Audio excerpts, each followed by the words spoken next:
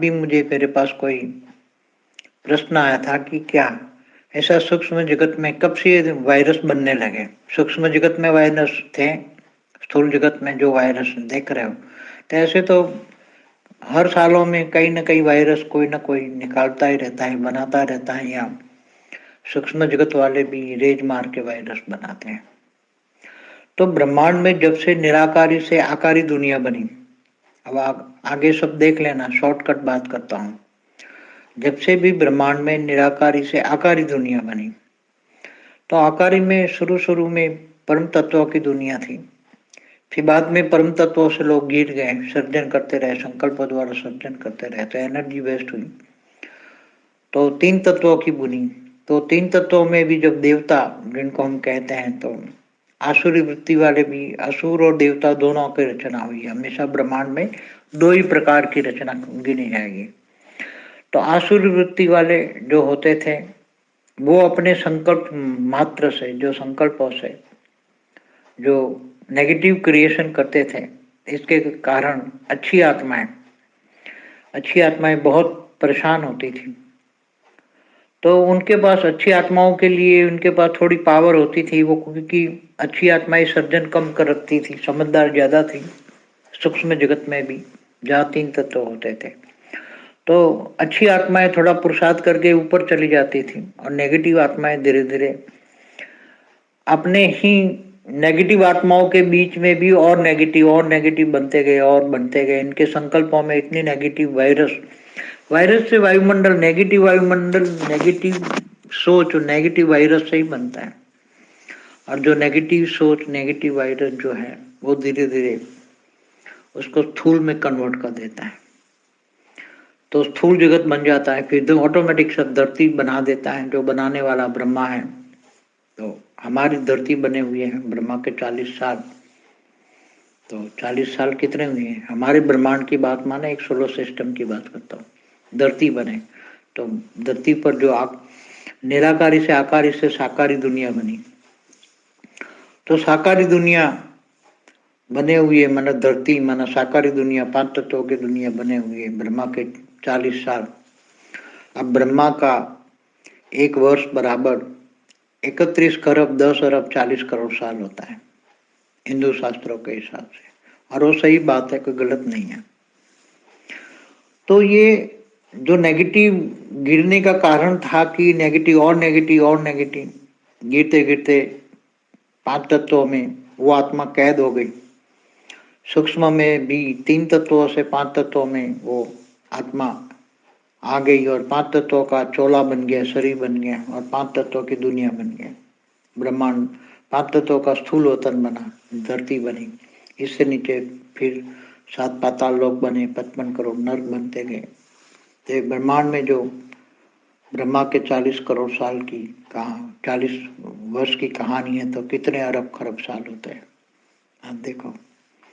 तो ये बनती गई, वो आज की कहानी नहीं है। बेहिसाब समय से देवता और असुर, देवता मतलब आसुरी वृत्ति वाले और सतोप्रधान वृत्ति वाले, दो प्रकार की आत्माएं हमेशा हर ब्रह्मांड में मिलेगी। तो हर ब्रह्मांड में मिलेगी। फिर इसलिए तो फिर क्या करना पड़ता है, 4 युग सतयुग तथा द्वापर कलयुग पर उसका फिर आसुरी वृत्ति वालों का विनाश करना पड़ता है। मतलब अर्ध प्रलय और प्रलय करना पड़ता है, और अर्ध प्रलय प्रलय करते करते फिर कल प्रलय भी होता है, और अनेक कल प्रलय के बाद भी महाकल प्रलय भी होता है, और महाकल प्रलय के बाद महाकाल प्रलय भी होता है। क्यों होता है? क्योंकि जब आसुरी वृत्ति वालों की आत्माएं बहुत बढ़ जाती हैं, तब प्रलय होते हैं। क्योंकि वो चेंज नहीं होते, इसलिए उसको समेट लिया जाता है, उसको वाइंड अप किया जाता है। तो ये वायरस तो कुछ भी नहीं है, ऐसे बेहिसाब समय से हमेशा हर ब्रह्मांडों में, एवरी सोलर सिस्टम, जहाँ स्थूल वतन है, सूक्ष्म वतन है, जहाँ स्वर्गलोक तक, स्वर्गलोक से ऊपर जहाँ महालोक हम कहते हैं, महालोक से लोगों की नेगेटिव सोच अच्छी बन जाती है। देवताओं में भी माया है, तो जहाँ माया है महा विकार होते हैं। देवता भी कामी, क्रोधी, लोभी, मोही, अहंकारी थे। तो जहाँ 5 विकार है, वहाँ नेगेटिव वायरस ऑटोमेटिक संकल्पों से ही होते हैं। संकल्पों से नेगेटिव सोच माना नेगेटिव विकार होते ही हैं। पहले से मैंने कई बार बताया। तो ये वायरस तो 2 केमिकल से भी बनाया जाता है, क्योंकि देखो एक एटम बोलते हैं तो एटम के अंदर इलेक्ट्रॉन होता है, तो कोई भी तत्व का, कोई भी का एक इलेक्ट्रॉन, हर एटम के इलेक्ट्रॉन होता है, मतलब इलेक्ट्रॉन माना चेतना। तो हर एटम चैतन्य है, चेतना है उसमें, चाहे वो नेगेटिव है चाहे पॉजिटिव है। तो नेगेटिव संकल्प वालों की एटम, धरती पर एटम जो बना, जो नेगेटिव सोच वालों का एटम नेगेटिव बना। तो नेगेटिव जो एटम है उसको अगर तुम तोड़ो, उसको संकट दो, तो नेगेटिव एनर्जी पैदा होके उसमें से नेगेटिव, ऐसी नेगेटिविटी पैदा की जाती है जो आज बना रहे हैं, ऐसे पहले भी बना रहे थे सब, आज की बात नहीं है, पहले भी बोल रहा हूँ। इसलिए उसका एक ही उपाय है, पूरे ब्रह्मांड, महाब्रह्मांड, पूरे मल्टीवर्स को बदला जाए। जहाँ यहाँ नेगेटिव सोच वाली दुनिया है, पूरे मल्टीवर्स को बदलोगे तो ही बदला जाएगा। नहीं तो एक ब्रह्मांड में फिर अच्छा बनाओ तो दूसरे ब्रह्मांड वाले आके घुस जाएंगे, उसको खराब कर देंगे।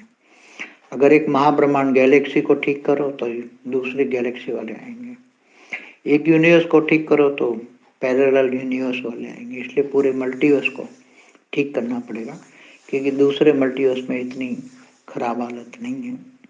वहाँ पावर लॉस है दूसरे मल्टीवर्स में, मगर 5 तत्वों की दुनिया नहीं है, वहाँ परम तत्वों की दुनिया है, परम लाइट हल्की क्वालिटी की भी है। तो ये सभी को ये जज करना पड़ेगा कि परम लाइट उतारो, आत्मस्वरूप की अनुभूति करो और परम शांति के वाइब्रेशन फैलाओ। इसके बिना कोई उपाय ही नहीं है। परम लाइट से ही परिवर्तन होगा, और आत्मस्वरूप में स्थित होकर परम लाइट का अनुभव करके, आत्मा में कितनी पावर है, बेहद की आत्माओं में बेहद की कला का पावर है। तो जरा सा भी पावर का एक संकल्प में भी परम शांति वाइब्रेट हो गई तो अनेक मल्टीपल परम शांति के वाइब्रेशन बनेंगे, और परम शांति के साथ परम लाइट भी होगी, और परम लाइट और परम शांति सारे वायुमंडल को चेंज कर देगी। दुनिया को बदलने का एक ही रास्ता है, परम लाइट और परम शांति, उसके बिना कोई रास्ता नहीं है। परम शांति।